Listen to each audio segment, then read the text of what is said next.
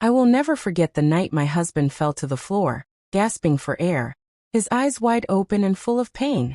His lips turned pale, his hands trembled, and the plate of food he had been eating slipped from his fingers, shattering into pieces. I screamed his name. David! David! But he couldn't speak. He just looked at me one last time before his body went still. Everything happened so fast. I didn't know what to do. I ran outside, shouting for help. The neighbors came running, and someone called an ambulance. But deep inside my heart, I already knew. My husband was gone. As I sat beside his body in the hospital, I noticed something strange. His food, the one he had eaten before collapsing, was packed neatly in a lunchbox, prepared by my stepmother's daughter, Clara. She had been living with us for only 6 months, helping around the house. She always said she loved David like a father. But that night, as I remembered how she insisted he eat the food she made, a cold feeling ran down my spine. Why was she smiling when I told her David was sick? Why did she look so calm when everyone else was crying? That was the moment my world fell apart. And the moment I knew something was terribly wrong. It all started many months before that dreadful night. Back then, everything seemed peaceful. My name is Grace, and I am a 67-year-old grandmother. My husband David and I lived a quiet life in a small town. We had a simple home filled with laughter, love, and the smell of his favorite coffee every morning. My stepmother, Ruth, had married my father after my real mother died many years ago. We were never very close, but after my father passed away, she tried to stay in touch. I didn't mind her much until she started sending her daughter Clara to help me around the house. Clara was 27, young, beautiful, and clever. Too clever if you ask me. She had a sweet voice and a fake smile that could melt anyone's heart. She said she wanted to take care of me and my husband because old people shouldn't stress themselves. At first, it sounded kind. But looking back, I wish I had said no. At the beginning, Clara was helpful. She cooked, cleaned, and always made sure David had his favorite meals ready. David was so fond of her. He said she reminded him of our late daughter. And that made me happy for a while. But soon, I started to notice things, small things that didn't feel right. Sometimes, I would see Clara watching me and David from the corner of her eyes, her smile fading when she thought I wasn't looking. Other times she would whisper things like, "Uncle David, you deserve someone who understands you more," and then laugh it off like a joke. I told David about it once, but he laughed. "Grace, you worry too much," he said, patting my hand. "Clara is just being friendly." But my heart didn't rest. One afternoon, I caught her in our bedroom, going through David's medicine cabinet. When I asked what she was doing, she said she was checking if he had taken his pills. Something about the way she said it made me uneasy. Still, I didn't want to cause trouble. Weeks passed, and Clara became bolder. She started dressing up nicely every morning, spraying heavy perfume, and spending more time in the kitchen preparing only David's meals. She would call him Uncle David, in such a soft voice that it made me uncomfortable. One evening, I overheard her talking on the phone. Her voice was low, but I could make out a few words. "He trusts me completely, soon everything will be mine." My heart raced. Who was she talking about? Could she be planning something? That night, I couldn't sleep. I lay awake, thinking about how peaceful our lives had been before she came. I wanted to tell David to send her away, but he was so fond of her that he wouldn't listen. I prayed, asking God to protect us from any hidden evil. Then strange things began happening. David started complaining about stomach pain after meals. At first, we thought it was just food poisoning. But it kept happening, always after he ate meals prepared by Clara. I started watching her closely. I noticed she would always insist on serving him herself, smiling as he ate. One morning, I decided to test something. I told Clara I'd serve David his breakfast instead. She refused quickly, saying, "Oh no, Aunt Grace, let me do it. You should rest." I smiled and said, "All right, dear, but I'll join him today." When David began eating, I noticed Clara watching us carefully. She didn't eat her own food. Instead, she kept glancing at him nervously. That was when I became sure something wasn't right. I took a small spoonful of the soup David was eating, pretending not to notice her. The taste was a little bitter, but I didn't say anything. Later that day, I felt dizzy and nauseous. That night, while David was asleep, I went into the kitchen and found a small brown bottle behind the spice jars. The label had faded, but I could see the word pesticide. My hands shook. I quickly hid the bottle in my apron. I didn't know what to do. Should I confront her? Should I call the police? What if I was wrong? I told myself I'd wait and watch a little longer, but that decision turned out to be the biggest mistake of my life. The next evening, David came home tired from the shop. Clara had already cooked dinner and was waiting for him with a smile. "Uncle, your favorite stew," she said cheerfully. I stood by the door, watching. David began to eat. A few minutes later, his hand trembled. His spoon dropped. His lips turned blue. I screamed. And as I knelt beside him, trying to wake him up, Clara stood behind me and smiled. That was the night everything changed forever. The police said it might have been food poisoning, but my heart told me otherwise. I had seen the look in her eyes. I had seen her calmness when everyone else was panicking. And I remembered that bottle in the kitchen. I knew she had done it. But how was I going to prove it? And that was when I made up my mind. I was going to find out the truth, no matter what it cost me. But just as I began my search for answers, something even more shocking happened the very next day. The morning after David's death, I woke up with swollen eyes and a heavy heart. My home, which once echoed with laughter and the smell of his coffee, now felt cold and empty. The police had taken his body for examination, but I already knew what they would say: natural causes or food poisoning. They never looked deeper in our small town. Clara was sitting in the living room when I came out. She was dressed neatly in white, pretending to look sad. But her eyes told a different story. They looked calm, almost satisfied. "Good morning, Aunt Grace," she said softly. "You didn't sleep much. You should rest." I wanted to scream at her, to grab her shoulders and ask her why she did it, but I held myself back. I couldn't show her I suspected anything. Not yet. "Thank you, Clara," I said quietly, trying to keep my voice steady. "You've been so helpful through all this." She smiled faintly, then turned back to the cup of tea she was sipping. My stomach turned. The same hands that made David's last meal were holding that cup now. Later that day, Ruth, my stepmother and Clara's mother, arrived. She cried loudly, holding me and saying, "Oh, Grace, my poor child. How could this happen?" But I noticed something strange. When she hugged Clara, their eyes met briefly, and Clara gave a small nod. It was quick, but I saw it. That nod burned in my memory. As people came to pay their respects, I sat quietly, observing. Clara greeted everyone sweetly, offering them drinks, smiling as though nothing had happened. Some neighbors whispered to me, "You're lucky to have such a caring young lady in your house." I wanted to tell them she was a snake hiding in plain sight. That night, after everyone left, I locked my room door and pulled out the brown bottle I had hidden in my apron. I placed it on my table and stared at it for a long time.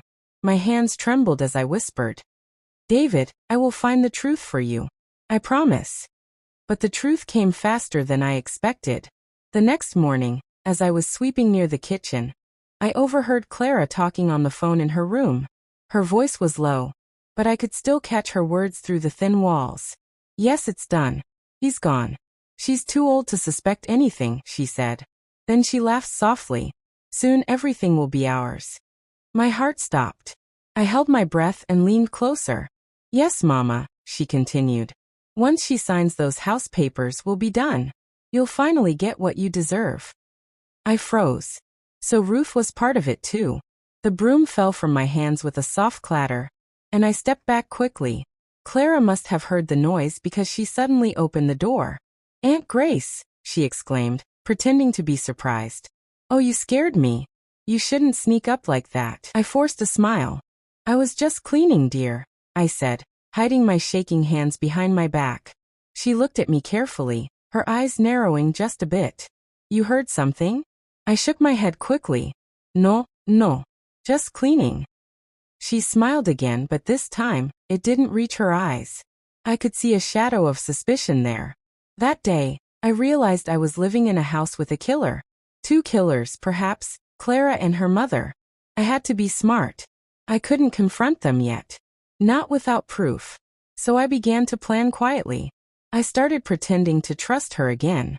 I let her cook, talk, and go about her business while I secretly watched her every move. I hid a small notebook in my drawer and wrote down everything I noticed: the time she cooked, the ingredients she used, the calls she made. I even began saving samples of the food she served. At the same time, I went to the local clinic. I showed the doctor the small brown bottle I had found. He frowned and said, "Madam Grace, this looks like a pesticide. It's dangerous. Even a few drops could harm someone." I felt my knees weaken. Could it kill? I asked softly. He nodded. Yes. Quickly if swallowed. My eyes filled with tears. That was all I needed to hear. I thanked him and hurried home, clutching the bottle tightly in my hand. My heart was heavy with fear, but burning with anger. When I reached home, Clara was in the kitchen humming a tune as she cooked. The smell of stew filled the air, David's favorite dish. I almost cried. She looked up and smiled. "Aunt Grace, I made lunch for you today. You need to eat something." I stared at her, and for a moment, our eyes met. Hers were calm, confident. Mine were full of questions and fury. I wanted to scream, to throw the stew in her face, but instead, I smiled weakly and said, "Thank you, dear. You're too kind." Then I pretended to take the food, but as soon as she turned her back, I poured some of it into a small jar and hid it in my apron, just like before. That night, I couldn't sleep. I lay awake, staring at the ceiling, my heart pounding. I knew I had enough to go to the police, but what if they didn't believe me? Clara was smart. She would twist the story, cry, and play innocent. Everyone loved her. I needed proof. Real proof. The next morning, I went to the doctor again with the jar of stew. I told him, "Please test this. I think it's poisoned." He agreed, though he warned me that it might take a few days for the results. Those few days were the longest of my life. Clara noticed I was quieter than usual. She started acting suspicious, asking where I went, what I was doing. One evening she even said, "You've been strange lately, Aunt Grace. Are you feeling okay?" I forced a smile. "Just tired, dear. Maybe I need rest." But that night, I caught her trying to open my room door. I had locked it from the inside, and when I called out, "Who's there?" she said, "Oh, I thought you called me," and quickly walked away. My fear grew. She knew I was onto her. 3 days later, I got a call from the clinic. "Mrs. Grace," the doctor said, his voice serious, "we found traces of pesticide in the food sample. It's the same substance used in rat poison." My knees gave way. Tears filled my eyes. "So she really did it," I whispered. "Yes," he said softly. "I think your husband was poisoned." I thanked him and ended the call, my heart racing. I had proof now. But before I could even think of what to do next, something unexpected happened. When I came home that evening, the door was open. The living room looked messy, like someone had been searching through my things. My notebook, the one I'd been writing in, was gone, and Clara was nowhere to be found. I called her name. No answer. I called Ruth's number. It went straight to voicemail. My heart pounded in my chest. Then, as I turned to go back inside, I saw something that froze my blood. There on the kitchen table was a plate of food, still steaming, and on top of it, a small note written in Clara's handwriting. It said, "Eat up, Aunt Grace. You must be hungry." My hand trembled as I reached for the note. The smell of the food filled the air again, but this time, it wasn't comforting. It was terrifying. I knew this was no meal of kindness. It was a warning, a deadly one. And before I could decide what to do, I heard a faint sound coming from the back door. The sound of footsteps slowly approaching. The footsteps grew louder, slow and deliberate, echoing against the kitchen tiles. My heart hammered in my chest. I stood frozen, staring at the door, every muscle in my body stiff with fear. Whoever was behind that door wasn't trying to hide their presence. They wanted me to know they were there. "Clara?" I called out in a shaky voice. No reply, only the creaking of the door handle as it turned slowly. I stepped back, clutching the edge of the counter. My mind raced. Should I grab something for protection? I reached for the heavy iron pan beside the stove, gripping it tightly. The door opened wider, and a shadow stretched across the floor. Then she appeared. It was Clara. Her hair was messy, her eyes cold and sharp like a blade. She looked nothing like the sweet girl everyone adored. She was holding my notebook, the one she had stolen from my drawer. "Looking for this, Aunt Grace?" she asked softly, waving it in the air. My heart sank. I had been careful. Or at least I thought I was. But she must have been watching me all along. "Where did you find that?" I asked, trying to sound calm though my hands were shaking. She smirked. "Oh, come on. Did you really think you could spy on me and get away with it? I found it under your pillow. You're not as clever as you think." My grip on the pan tightened. "What do you want, Clara?" She walked closer, her heels clicking against the floor. "I want you to stop snooping around. You don't need to know everything. Just sign the house papers and we'll leave you alone." Her words confirmed what I had heard earlier. It was all about the house. My husband's death, the fake kindness, the poison meals, all for the property he left behind. I swallowed hard. "You killed David, didn't you?" For a moment she said nothing. Then she smiled, a cold, chilling smile. "He was in the way. You both were. But he trusted me too much. Poor old man." My stomach turned. "You're a monster," I whispered. She shrugged. "Maybe. But soon, I'll be a rich monster." I lifted the pan slightly, my eyes fixed on her. "Get out of my house." She laughed, a cruel, mocking sound. "Oh, Aunt Grace, you don't scare me. You're just a weak old woman. What can you possibly do?" I stepped closer. "More than you think." We stared at each other for what felt like forever. Then she sighed and tossed the notebook onto the table. "Fine. I won't hurt you yet. But remember this, Aunt Grace. If you go to the police, you'll regret it." She turned to leave, but before she reached the door I said, "I already went to the clinic, Clara. They tested the food. They know what you did." She stopped dead in her tracks. Slowly, she turned back, her expression changing from arrogance to shock. "What did you say?" "You heard me," I said firmly. "The doctor knows you poisoned the stew. I have proof now." For the first time, she looked afraid. Her lips trembled slightly, though she tried to hide it. "You're lying," she whispered. "Am I?" I asked, taking a step forward. "Go ahead, call your mother. Tell her it's over. The police will come for both of you soon." She glared at me, her face twisting in rage. "You should have stayed quiet," she screamed. Before I could react, she rushed at me, grabbing my wrist. The iron pan clattered to the floor. She pushed me hard against the counter, her eyes wild. "You don't know who you're dealing with," she shouted, her fingers tightening around my arm. I struggled to break free. "Let me go, Clara," I cried. She raised her other hand, and I saw something glint. A small kitchen knife she must have picked up from the counter. My breath caught in my throat. "Please," I begged, "don't do this." Her eyes were filled with madness. "You ruined everything," she hissed. "You should have just eaten the food." At that moment, I did the only thing my mind could think of. I reached out and pushed her with all my strength. She stumbled backward, her feet slipping on the spilled stew on the floor. The knife flew out of her hand and landed near the door. She fell hard, hitting her shoulder against the table. For a moment, she didn't move. I stood there, panting, staring at her motionless body.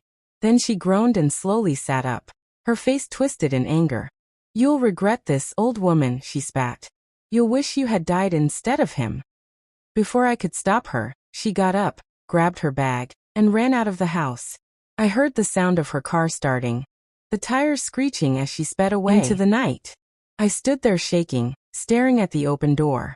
My entire body felt weak, but I knew one thing: she wouldn't stop. I quickly locked all the doors and windows, then sat down at the table, trembling. The note she left earlier still lay there, her neat handwriting mocking me. "Eat up, Aunt Grace." I stared at it for a long time, tears running down my cheeks. "David," I whispered, "I'll make her pay. I promise you she won't get away with this." Just then my phone buzzed. I jumped, startled. It was an unknown number. I hesitated for a moment before answering. "Hello," I said quietly. There was silence on the other end. Then a familiar voice, cold and calm. "You think the police will help you?" Clara said softly. "You don't know what my mother can do." My blood ran cold. "Clara, listen to me. I began, but she cut me off. "Watch your back, Aunt Grace," she whispered. "You're next." The line went dead. I dropped the phone, my hands trembling. I looked around the quiet house, every creak of the floorboards making my heart jump. For the first time in my life, I felt truly unsafe in my own home. I didn't know what Ruth and Clara were planning, but one thing was clear: they weren't done with me yet. As I sat in the dark, clutching David's picture, I made a silent vow. I would fight. I might be old, but I wasn't weak. They took my husband's life, and now they wanted mine, but I wasn't going down without a fight. What I didn't know was that by morning, something even worse was waiting for me. Something that would change everything. The sun was rising when the police car stopped in front of my house that morning.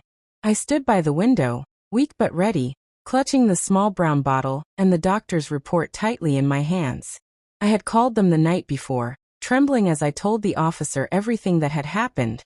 The poisoned food, the threats, the confession. They promised to send someone over immediately. When the officers stepped in, I told them everything from the start.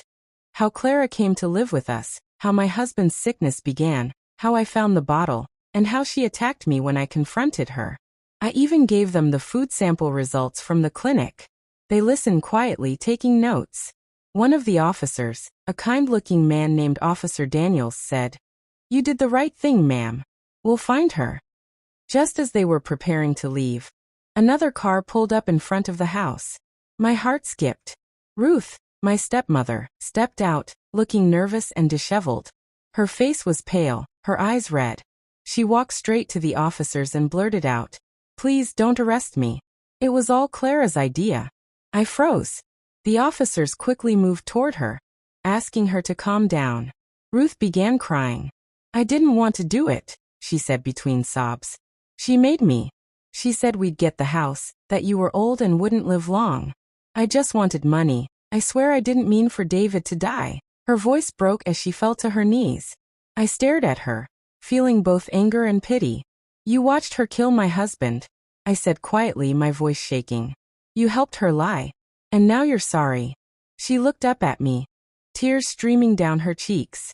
"I'm sorry, Grace. I was a fool. I lost my daughter too. She ran away last night. She said she'd never be caught."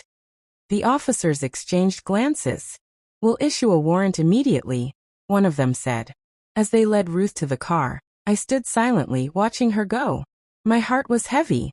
Part of me wanted to hate her, but another part only felt tired. Tired of all the pain, the lies, the betrayal. 2 weeks passed. The investigation continued. They found Clara in a small town 3 hours away, trying to buy a bus ticket to leave the country. She was arrested quietly. When they brought her back, she refused to look at me. During her trial, everything came out. The messages between her and Ruth, the poison, the plan to take the house. The doctor's report and my notebook became the strongest evidence. Clara sat there, cold and silent, showing no remorse. When the judge asked if she had anything to say, she simply said, "I did what I had to do." The court sentenced her to life in prison. Ruth was given 15 years for helping her. When the gavel came down, I felt something break inside me. It wasn't joy. It wasn't even relief. It was pain, deep, quiet pain. I had lost my husband, the man who made my life beautiful, and no punishment could ever bring him back. After the trial, I went back home. The house was still and empty, but for the first time, I felt peace returning slowly. I cleaned David's favorite chair, opened the curtains wide, and placed fresh flowers by his picture. I sat down and whispered, "It's over now, my love. You can rest."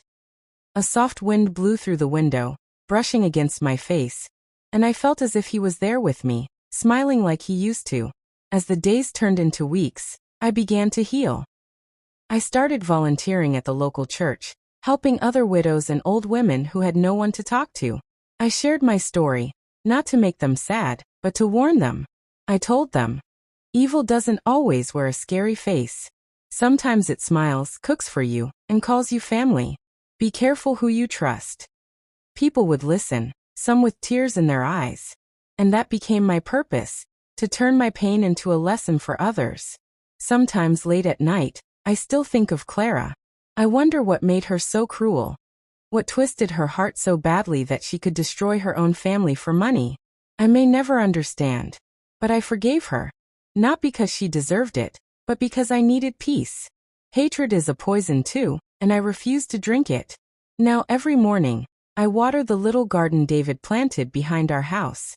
The roses bloom beautifully, bright and full of color. They remind me that even after death, love can still grow, quietly, strongly, and forever. And whenever I pass that garden, I whisper to myself, sometimes life breaks you, not to destroy you, but to teach you how strong you really are. That is the lesson I want everyone to remember. Because when my stepmother's daughter poisoned my husband, my world truly fell apart. But from those broken pieces, I built a new one.